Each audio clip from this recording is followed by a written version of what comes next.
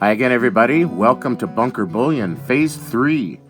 We're kind of getting down to it. I got a new tumbler. I got some product options and different things to work out. Getting a new logo and a new slogan. Those will be kind of part of the custom hand stamps and the bunkerbullion.com website.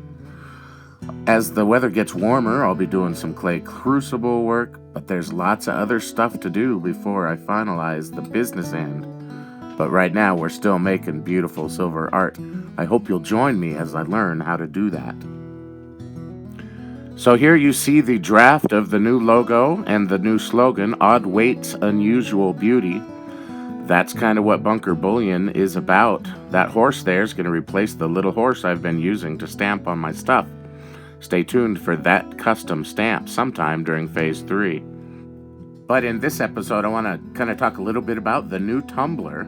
I need to cut down on the amount of time that I'm spending making each piece look good. The tumbler should help me do that.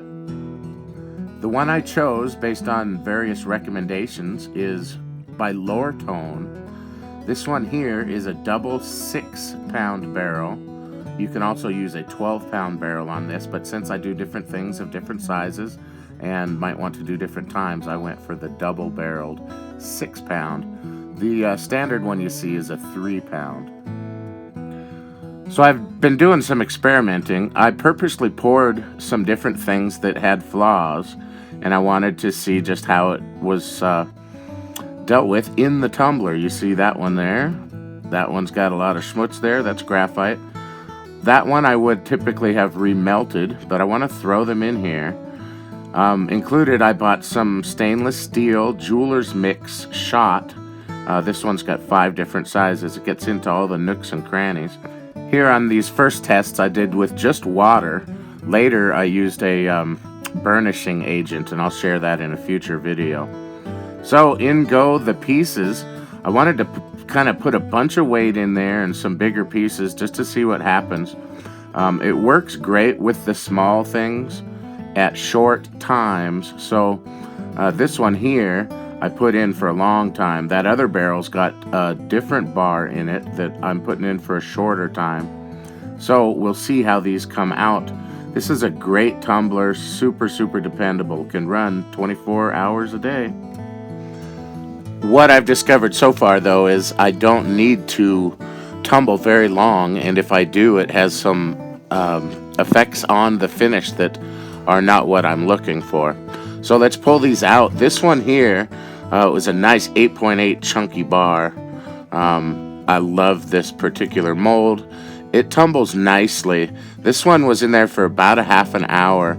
I should have taken it out after 15. It looked great, but I wanted to see what happened if I left it longer. And then here are the ones we just put in with all of the mess on them.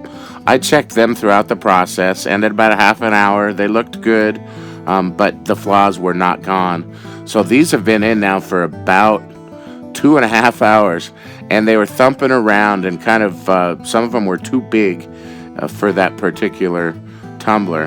Here you can see this one came out good. That was in there for about a half an hour. These, you can see it took all of my pour lines away and wore them down. Obviously the flaws are now gone, as are all the beautiful things I like. It does make a super cool kind of a starry night finish. I'll explore that more later. Overall, though, I'd say the tumbler is working great for the small things at short times. I'm still learning how to get the best results, though. You can follow along in future episodes. Well, I like to include some good footage of some silver pouring in each of the Bunker Bullion series episodes. So let's take a look. Here's one of the Bunker Buster PROTO bars. Everything that you see here has been sold and delivered already. I'm kind of coming up with some, I guess basically a product line and several varieties of finish.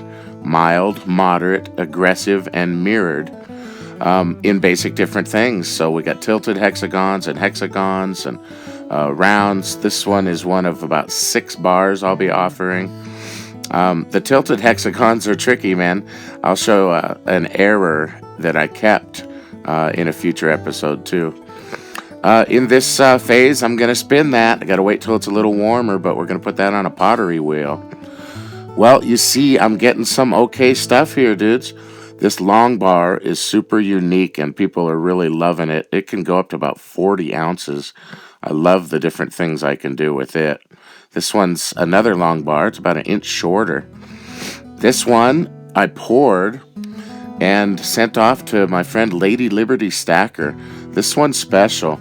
It's hard to pour the thin bars in these long molds, and I let it just kind of cool as it wanted to. 2 separate pools, very gentle lines. I wish I had hand rubbed that one. I'll show you my results with some hand rubbing later also. Love those squares. And here's a new small product. I'm going to sell these in little bags, so you buy the baby bunkers in a little bag. Well, here's another nice long bar. You see, I have to pour enough until it finally makes a perfect shape. You see, this I melted some rounds that I got, some Silvertown rounds, and it has just a little kind of glaze there. It polished off awesome. This shorter long bar, I guess we call it the almost long bar, comes out great. Here's another tilted hexagon. Tricky to make, but I enjoy the different looks between the geometry of the shape and then the asymmetry of the pour lines. This is another of the Bunker Buster Protos. I'm only doing 10 of those, and they're all poured. The final of those is going to be really cool. It's going to be in my hand for many, many hours before I release it. Here you see Bunker Buster number 8. This is the crater finish, and I love it. This is the product. Nice. I love all the different textures that I can get with that mold. Man, it's hard not to just love that. I just think that's the best. Here's another finish I'm having fun with, the mirrored finish. This one went to HiHo Net 1. I'm doing another mirrored finish on the final prototype of the Bunker Buster. This one here is about 22 ounces.